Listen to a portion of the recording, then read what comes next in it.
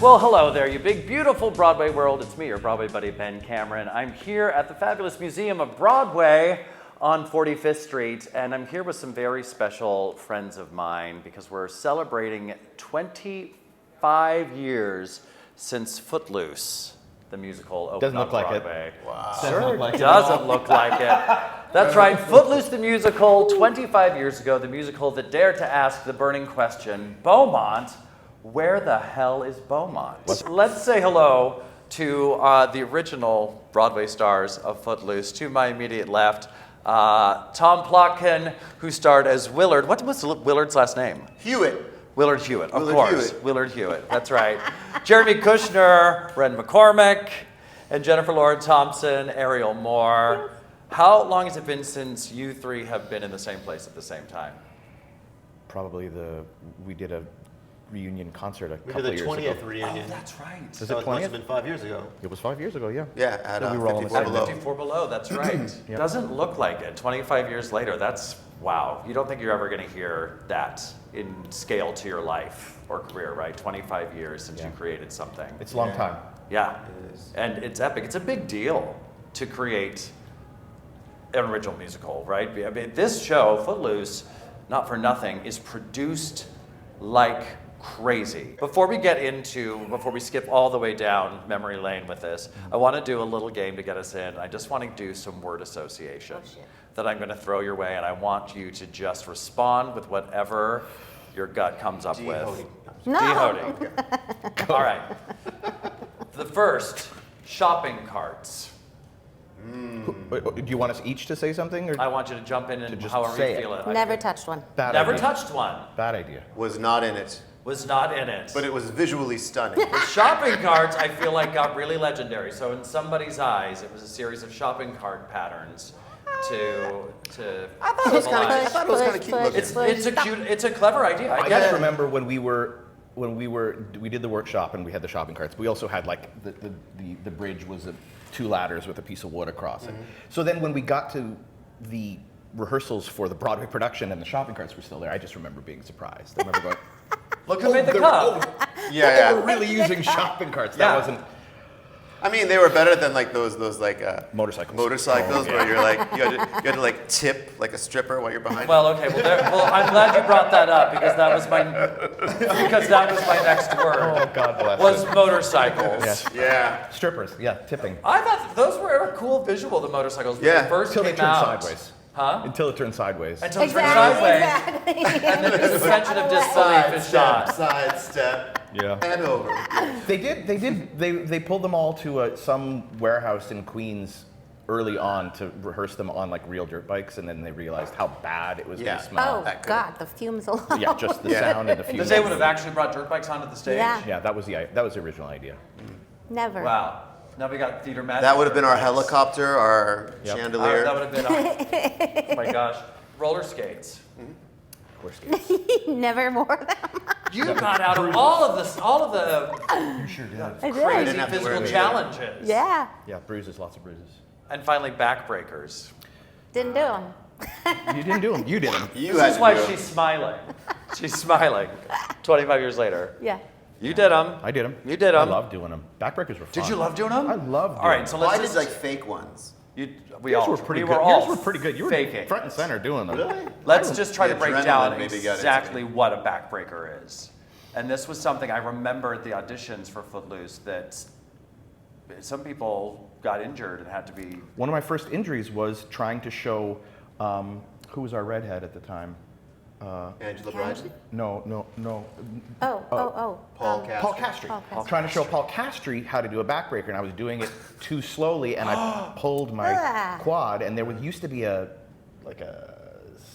some kind of physical therapist down the hall at Yeah. 890, and so I was at the physical therapist for a good couple of weeks. Wow. So a backbreaker, for all of you enjoying this, a backbreaker. Can you- What? Absolutely not. None of us should I have be doing two that. brand new hips, and that's absolutely. Really? Oh yeah, That's right. I'm a Have you bionic. named them? Wow. I've Thelma and Louise. Good. But a backbreaker was the entire ending of Let's Hear It for the Boy. Yeah. And everybody on stage, except for On your knee, Jennifer, yeah. had to throw themselves to their knees. Yeah. And from their knees, You do sort of a back arch. Throw your arms up over your head while thrusting your hips forward over the tops of your toes. So your toes sort of stay connected to the floor. Right. But your knees come off the floor. And then you slam Back down down. onto your knees and then kick a leg out. And Right. Oh my God, I forgot about And the it went leg on Forever. for ages. Forever, And yeah. ages. And I remember watching you do it, and I think that you came off the floor I did. sometimes. I loved doing You were it. like That flying. was my favorite. in those. I loved doing that. Yeah. Stupid stuff like that. It was, I've been talking about dynamic, but that's, and you, if you wanted to get in the show, that was the gauntlet you had to get through Yeah. at that audition. This is brought to you by bike knee pads. Yes, there were a lot of knee pads. I remember going home sometimes after rehearsals and forgetting that I had knee pads on. Because they were fused to your body. Yeah. I've just been at wearing that them for point. so long. You are knee pad. Knee pad is you. Yep. Let's just do some statistics here. So Footloose opened on Broadway on October 22nd, 1998. That scans 25 years. Ran 709 performances on Broadway. So to anyone who says, "Oh yeah, Footloose was that's a healthy It run. was a healthy That's a one. really strong run." Yeah. It was kind of one of the first, you know, where like it's a movie, we'll make it into a musical, Yeah. and everyone was like, well, that's not very clever. Yeah. Why can't you Right. write your own story? And that's now it's like the only thing that's done. Yeah. 25 years later, Yeah. this is the formula Yeah. Right. for Yeah. 50% I feel like of it what you paved see the on. way for a genre The of funny thing is, musicals. the difference is Absolutely though, paved that, the way for a like lot no of other other shows, like this is, it was so specific because Dean got in the studio for almost every song in the movie. He co-wrote those Yes. songs, so it was a musical when it was a movie. It's just that the actors weren't singing. Like they wrote "Girl Gets Around" for that scene. They wrote, you know, I remember hearing the story of Tom writing "Let's Hear It for the Boy" because originally they filmed that scene in the movie to the same click as Somebody's Eyes. And so they had Somebody's Eyes running and they were like, well, that's not the right song, but we'll write a new song. And so they had already cut that whole scene for the movie, and he sat there with his little synthesizer and went boom, boom, boom, boom, boom to that click. So like all of this stuff was written specifically for scenes in this movie in the way that like movies aren't. Like, you know, so to take a bunch of ABBA music and try to make it into a musical, Right. or to take another, you know, any other number of movies and try to take pop music and put it in. This was a totally different thing, and I think that honestly, that's why it lasts and that's why it works, and that's why like people were so excited about it because it was like, oh, this isn't a jukebox musical. It's not. We're not trying to force like a round peg into a square hole. These songs all work dramatically. Now, whether or not they're like super, you know, it's not Sondheim, but they were all but written. it's great pop music. Yeah, and they were all really, written, and really it was the memorable, soundtrack that fun. took Beat It off the charts. I mean, this was like Yeah. good stuff. So anyway, that's my And I think soapbox. Dean, when he spoke about it, it was always a musical in his mind. Yeah, From you the could tell. get-go. Well, that's, I mean, this was how an inevitability. smart to go like, not only am I going to write the book, but I'm also going to like make sure that I have credit on that soundtrack because that's where we're going to make money, especially back then. Well, then some of the other songs, like when I was doing it in the workshop, I didn't even know I had a song. I just thought I was to be like the guy that was just the awkward rube, the bully, and then no one told me. And then you one get the day- 11 o'clock then number. One day I'd get the 11 o'clock number, and then they go, "You want to try this?" I was like, "Really? You're writing me? There's a song you're writing?" And it was a shock. Yeah, I was very happy. One of the best songs in the show. Absolutely. I feel like it was like an old time, you know, in one, you know, Yep. in one on the lip of the stage. We're the Everybody on we're the stage. boys in the chorus, you know, very, you know, that was fun. And they couldn't have picked a more perfect person to do it, Oh, to my God. define it. You all have mentioned a little bit, this is a great place to start, the workshop. So let's just go back to the beginning of the creation of this and the workshop. And all three of you were involved in the workshop. Yeah. So take me to how we got involved. I think let's start with kind of the audition process and how we found ourselves there.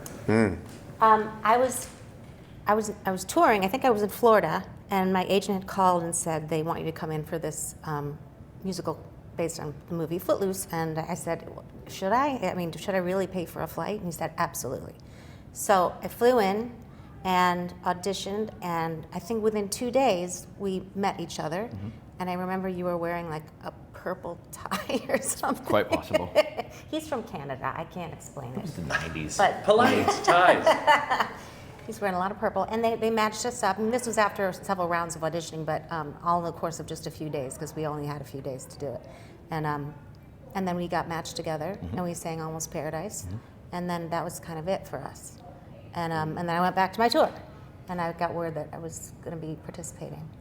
And also, It was like a you year. know, No, it was a couple months after that. Yeah, yeah. Yeah, because it was that summer. What were you on tour with? Carousel. With Carousel. Yeah. That's Julie Jordan. That's right. That's a big jump. Right from Yeah. from Julie to Ariel. Yeah. I was so excited though because I grew up singing pop music, rock music, alternative music. That's what I sang. I only learned to sing classically in college. So I was like, Wow. yeah, I want to do that. Yeah. I was excited. Yeah. And you've had, in your career too, you've gotten to use all of your skills in And your now they're all voice. shot. Is Shut that- up. I'm kidding. Shut up. I was doing Forbidden Broadway at the time, I remember.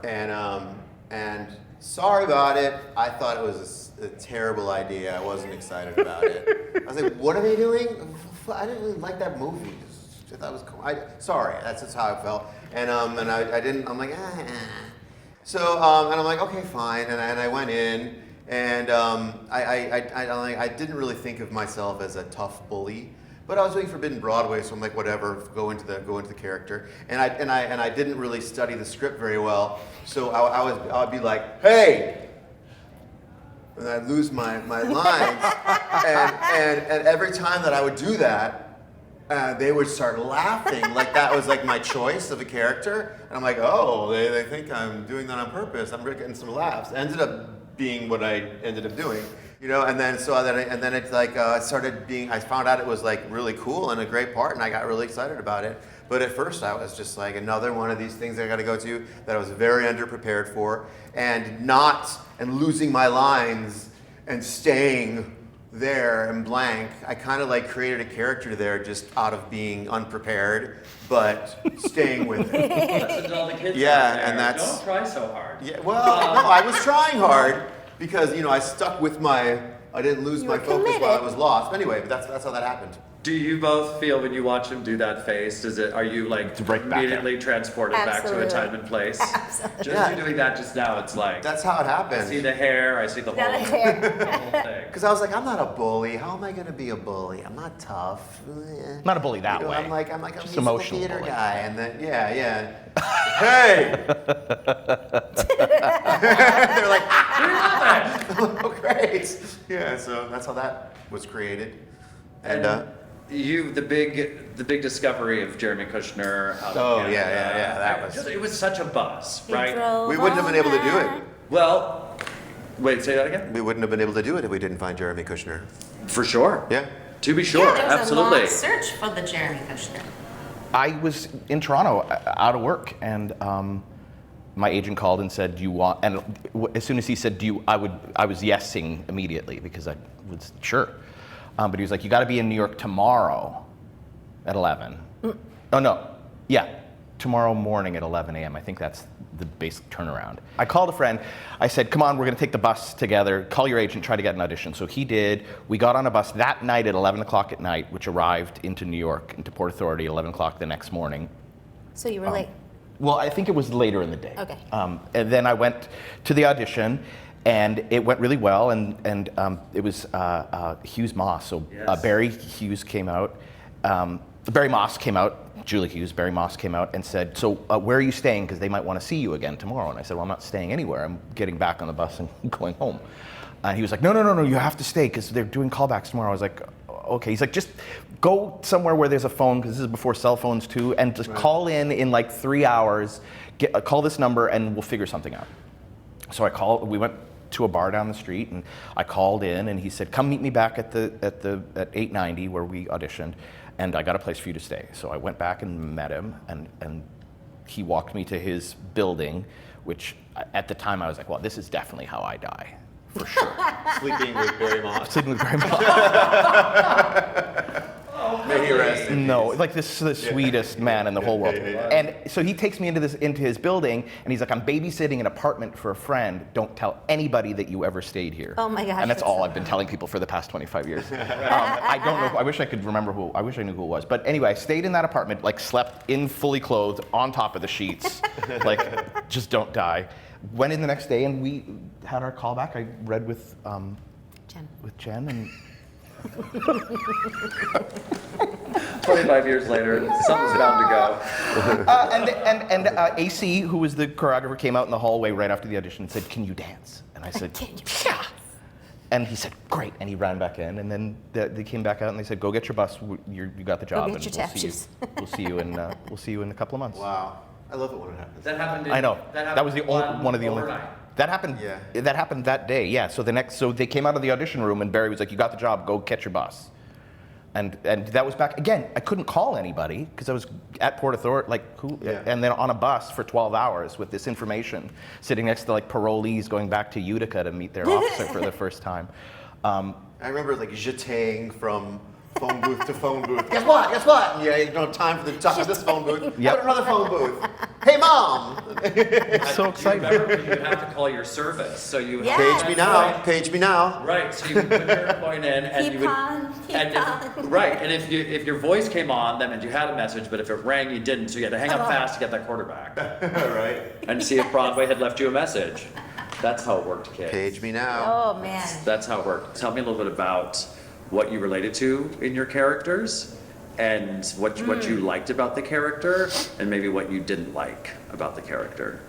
For me, right off the bat, that she was considered like the town whore was problematic for me personally. Not because I was judgmental of her, but I had to find a way to relate to her desperation to act out to her father in that sort of way to deal with the grief of the loss of her brother.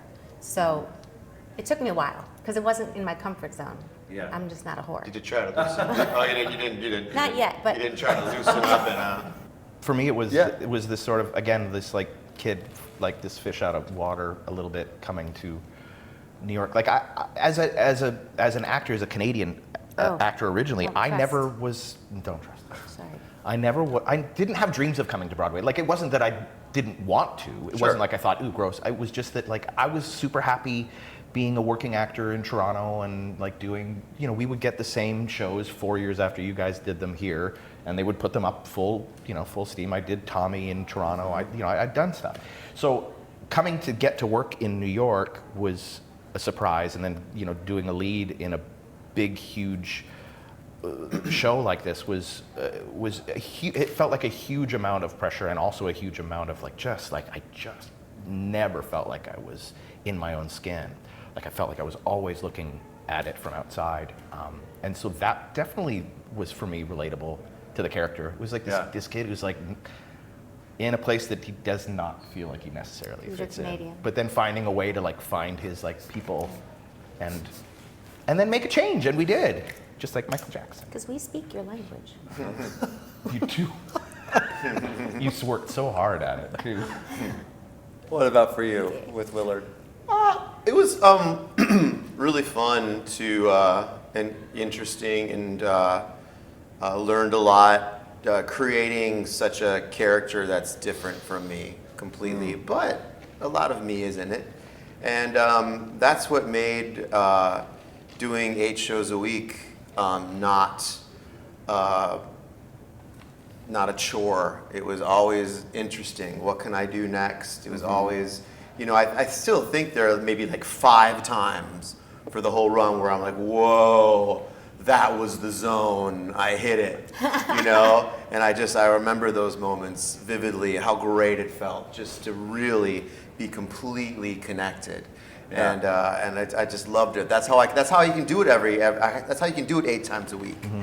And even though it's silliness, it seems like it's silliness, and it's just, but no. When I really felt embodied and connected to something, to a character that might be nothing like me, but comes from me, it was really great. I really enjoyed it, and I learned a lot from it. I remember you being pretty unflappable in like landing something completely absurd on stage and just standing in it while everybody else around you had to deal with it. Yeah, Really kinda. good about being a complete lunatic and being in complete control. Right. I said what I said kind of feeling. I hated the idea that I might laugh or something, even though Right. Jeremy and him. But like with some people, like with Stacy or somebody like that, with just the idea that I didn't want to break, I would just be like, I would just be like so heavy. Like there's no Yeah. room for laughter here. This is what I'm talking about. Yeah. No. That's like fear-based though, because I have no other way to go. But with him, Was he trying to break you? yeah, I succeeded. It was awful. I think he's proud of it. I think he's proud of it. Judging from this reaction. then I have to be mad at you. Remember? Yeah. I'd have to be mad at you for weeks. Yeah. And but really, I have to convince myself that I'm mad at you because I can't laugh. Yeah. This is all the truth. It's true. Yeah. What is the impact that you hope the show has had? I think we've talked about that a little bit with you. And what is the impact it's had on you as a person and in your career? Oh gosh, it was my first Broadway show. I learned a lot. It was all of our firsts. Of course. Yeah. Not me. No? It wasn't? No. Triumph of Love? Triumph of Oh, Love. yeah, That yeah. was before. Yeah. I learned a lot that I just didn't know that I didn't know. And so I put a lot of pressure on myself all the way through the opening night. I thought the critics were coming all the way through. I wasn't prepared to have like a sigh of relief on opening night, that they weren't there, that I could enjoy myself. And I remember being terrified at the opening party. And what I've learned is that kind of none of that matters. You just do your best work and enjoy yourself and forget about the rest. And the other lasting effect is that it's a hit show for 25 years now. It's done over and over and over and over again. It's still a great show, great message, great music, and I love that we created that. Yeah. Ditto. Yeah, I mean, for me, it's like, it's the thing that brought me here, and Changed your life. yeah, completely, completely. And also, you know, it's a really good remembrance to, like, every time you remember that and you're sitting in, you know, in a down period, or you're like auditioning for the third national non-equity tour of something, you're like, oh yeah, it can all go away. Like, it doesn't, like, nothing. I remember thinking, like, I really do wish that at some point during that thing, because there was a lot of pressure, but also that I wish that there would have been somebody, and maybe there was, and I just wasn't ready to hear it, to be like, okay, you know, this is really great, but you know, tomorrow when this closes, it doesn't really matter. Like, you're the same. You still have to. Nothing changes. Like, I really felt like, not that it was going to be like free, like easy sailing, but like, oh, I've played a lead on Broadway. I've originated a role. Now I'm like in that club, and now you just like, you sort of take those steps, and it's not that way. It's not that way at all.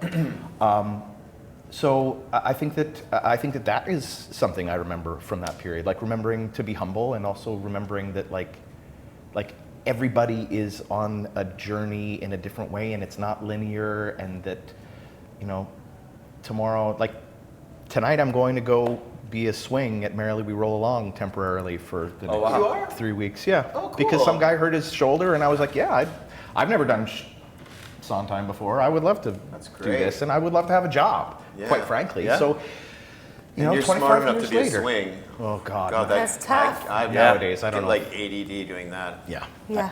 But you know, it's just, to me, it's like, it's both it's definitely bittersweet. There's stuff that, Yeah. like, for me, it's like there's so many good memories, and at the same time, it's like, I miss it. I miss like being, like, having like that, like having that lack of knowledge that like it was just always going to be That this kind of good. tale. Yeah. What kind of tale? I tried. Not with me. Oh. Well, I think thanks for chatting with us about this. That's Thanks for kind doing of this, Ben. wild. Thanks, Ben. 25 years later, that's kooky, and it does. It changes your life forever. And in the history books of the American musical theater, you have made this imprint, and that will always last. And it's really, really cool. Are our names in the Samuel French thing? Absolutely. Okay, good. Yeah, the Samuel French thing for sure. I thought we could be very silly and do a little go out. I'm going to put on the music of the finale, and I think we should just do a little cutting of loose. Everybody cut, everybody cut.